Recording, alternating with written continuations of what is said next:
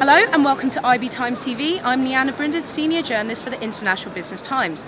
Joining me now is possibly one of the busiest people in Milan. It's Philippe Daverio. Thanks very much for joining us. Thanks for Well, kicking off, hybrid architecture and design is experiencing a renaissance at the moment.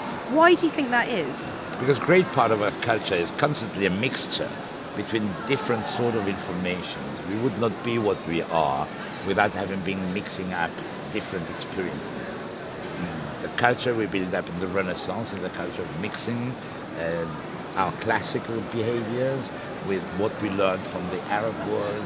Inventing contemporary architecture would not have been possible if we wouldn't have had the wonderful experience of mixing up with Japan, sort of buildings we have close to. And it is funny to see them in a mixture of architecture like these, where basically the columns and the place where we are is a typical Renaissance place, and what we put in it is the consequence of all the mixtures we've been doing. Now, it brings to a funny experience.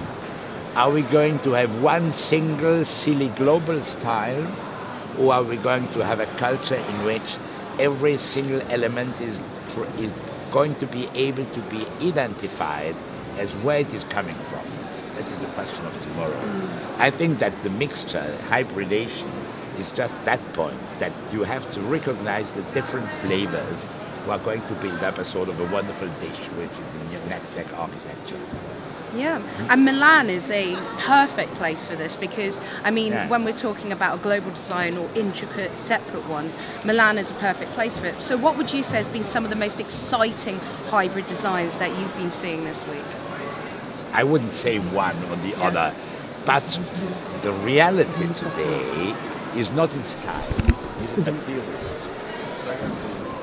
Present reaction is how can we stop a part of the culture of the 20th century, which has been a consumeristic, a consumer culture, and how can we reinvent a relation to architecture as a phenomenon which has to last in the time. We are in a certain way afraid by real estate. We want something for the eternity. We want a relation with nature.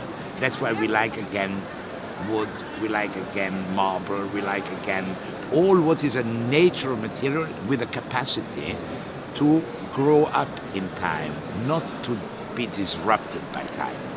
Patina. We are all seeking for patina.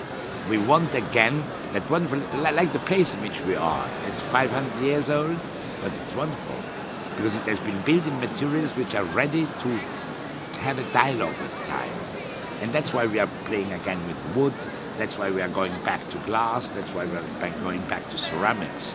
And that's why also the language of design is not only a sort of a global, international, unique language, but it's a consequence of mixture of different cultures, which make that when you see something, you have a flavor of the different elements in a cocktail. A good cocktail, you have to recognize what is in it. But at the end, it makes a new taste.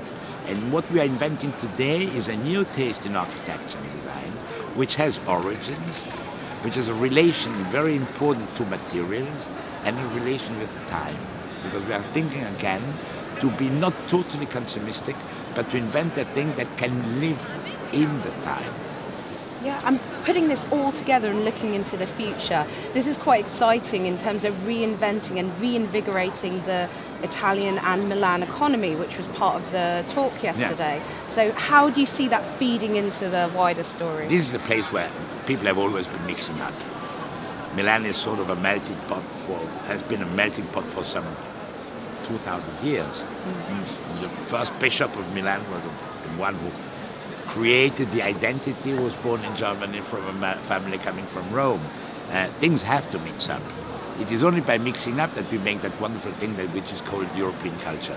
The European culture is a constant phenomenon of creativity based on the capacity of mixing up things. And Milan is a good example in that sense. Exactly. Well, thank you very much for your time.